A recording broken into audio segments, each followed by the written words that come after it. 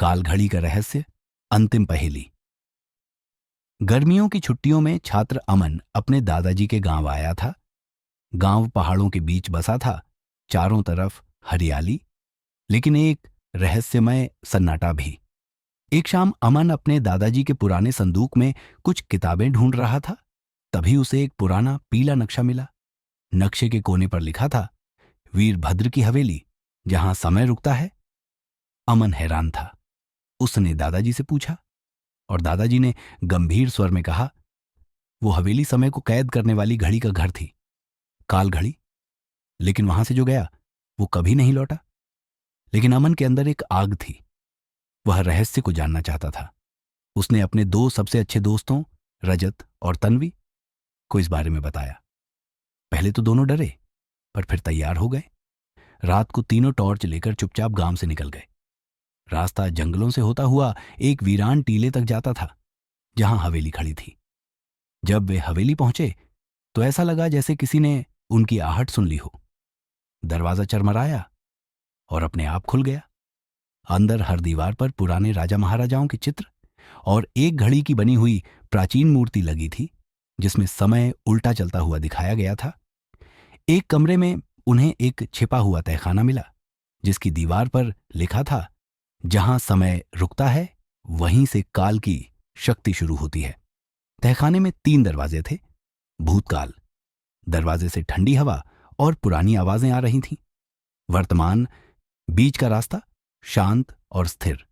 भविष्य, बिजली जैसी चमक और रहस्यमय गूंज। उन्होंने वर्तमान चुना क्योंकि वहीं सच्चाई छिपी थी।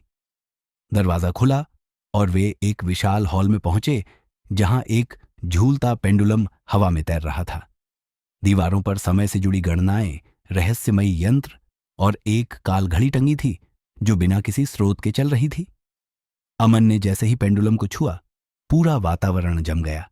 हवा, पेड़, टॉर्च की रोशनी सब थम गए। तभी एक काली परछाई प्रकट हुई। उसकी आंखें अंगारे जैसी चमक रही थीं।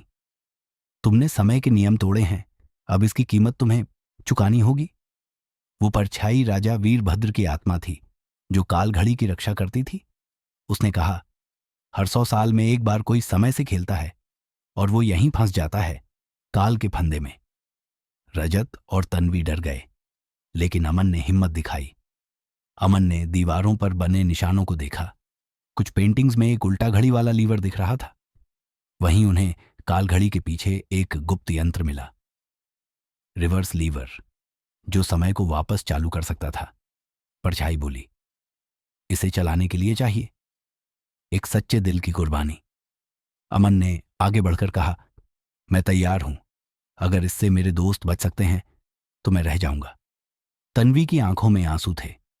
रजत ने अमन का हाथ थामा और बोला, नहीं, सच्चा दिल अकेले का नहीं होता, दोस्ती का होता है। तीनों ने एक साथ लीवर खींचा। जैसे ही लीवर नीचे गया, काल घड़ी की सुइयां तेजी से घूमने लगी। एक तेज प्रकाश फैला और पूरा तहखाना हिल उठा। काल घड़ी फटी। एक भयंकर विस्फोट हुआ और सब कुछ अंधेरे में डूब गया। जब तीनों को होश आया, वे गांव के पास जंगल के किनारे थे। सब कुछ सामान्य लग रहा था, जैसे कुछ हुआ ही ना हो। लेकिन अमन की घड़ी अब भी उल्टा चल रही थी और उसकी जेब में रखा था काल घड़ी का चमकता हुआ अंतिम टुकड़ा। अमन मुस्कुराया और बोला, शायद समय ने हमें माफ कर दिया, लेकिन ये रहस्य अभी पूरा खत्म नहीं हुआ।